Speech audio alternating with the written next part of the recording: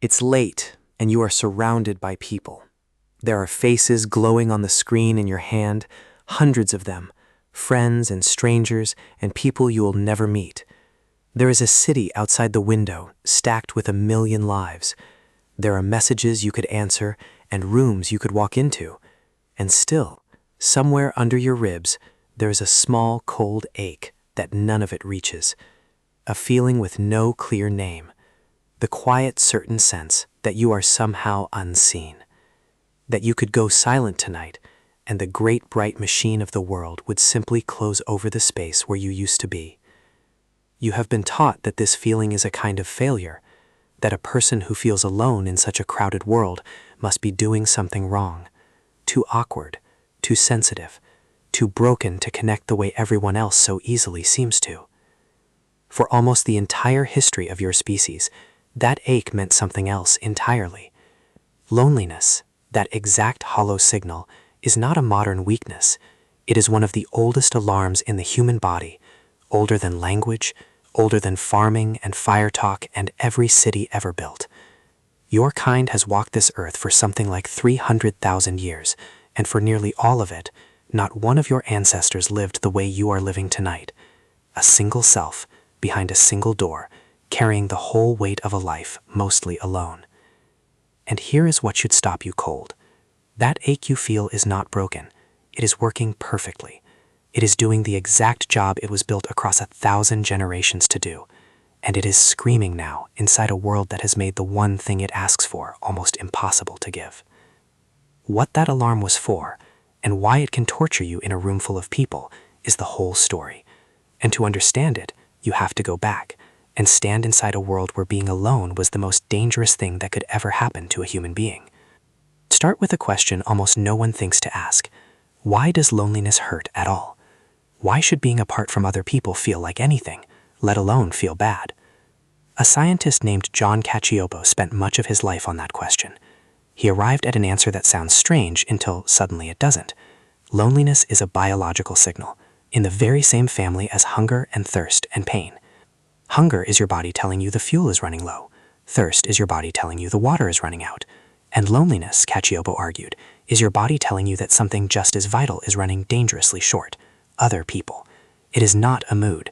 It is not a character flaw. It is an alarm, evolved to make a deeply social animal feel a sharp, motivating discomfort the moment it drifts too far from the group it needs in order to live. And your body does not treat that drifting gently. Researchers led by Naomi Eisenberger slid people into a brain scanner and had them play a simple game of catch, quietly rigged so that one player slowly got left out, ignored, frozen from the throw. The instant that exclusion landed, the brain lit up in some of the very same places it uses for physical pain. Sit with that. Being left out does not feel like pain by poetry or by accident. To the oldest parts of your brain, social rejection and a real wound can register on the same raw channel. Your ancestors' bodies were built to treat being cast out of the group as a genuine injury, because back then, that is exactly what it was. Because picture what being alone actually meant, out there, for almost all of human history. You are a soft, slow, thin-skinned creature on an open landscape. You cannot outrun the things that hunt you. You cannot outbite them or outclimb them. Alone, in the dark, you are simply meat. Your one great advantage, the only one your species has ever truly had, is each other. The group spots the predator you missed. The group shares its food on the days your own hands come back empty. The group carries you when you are sick, remembers what you forget, raises the young that no single pair of hands could ever raise alone. To be inside the circle was to live. To be cast out of it, exiled, forgotten, was very often a slow sentence of death. So the body did the sensible thing. It made being alone hurt. It made it frightening. It built an alarm that would fire the moment the bonds began to fray and would not fall silent again until you had mended them. Now stand inside the world that alarm was made for. You wake at dawn and you are not alone. You have never once in your whole life been alone. There are bodies all around you, the same bodies that were there yesterday and will be there tomorrow. the people you were born among and will almost certainly die among. You sleep close enough to hear them breathe. You eat within arm's reach of them, every meal, and the food is shared.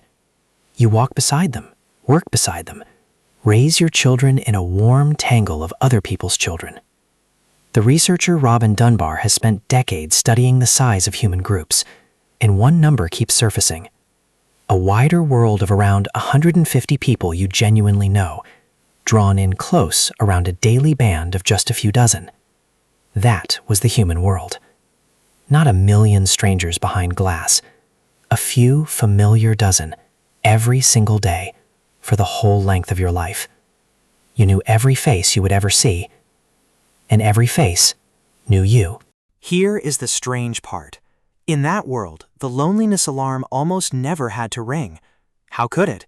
You were soaked in other people from your first breath to your last. The signal still lived inside you, sharp and ready, but the life all around it kept it quiet, the way a full belly keeps hunger quiet. Your ancestors carried the very same alarm you are carrying tonight. They simply lived in a world that almost never set it off. And now, look at where that alarm has ended up. Look at where you are sitting right now. You are running an ancient piece of survival equipment, tuned across thousands of generations for a world of a few dozen lifelong faces, and you are running it inside a world of 1 million passing strangers. You can spend an entire day moving through crowds, a packed train, a busy office, a street that never empties, and be seen by no one who truly knows you. You can hold a glowing rectangle filled with 1,000 friends and not have a single one of them close enough to notice if you went quiet for a week. The alarm cannot tell the difference between alone and unseen. It was never built to. It measures only one thing. Are you held inside a circle of people who know you and need you and would come if you called? And for so many people tonight, in the most crowded world that has ever existed, the honest answer the body keeps receiving is no.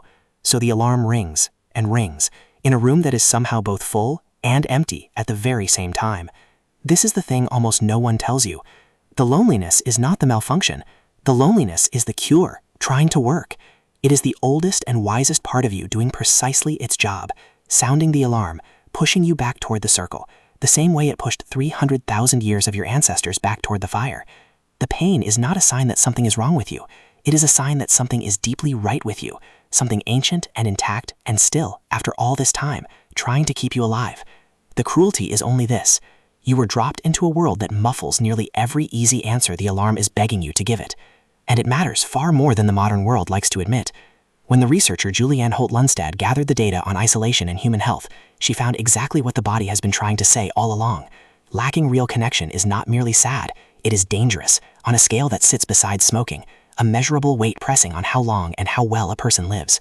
Your ancestors knew this in their bones. Being cut off from your people was never a small thing. It still isn't.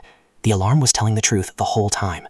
So if you feel it tonight, that hollow ache in a world forever insisting you should feel connected, that you have 1,000 friends right there in your pocket, that something must be wrong with you to feel so alone in the middle of all this plenty, then hear this.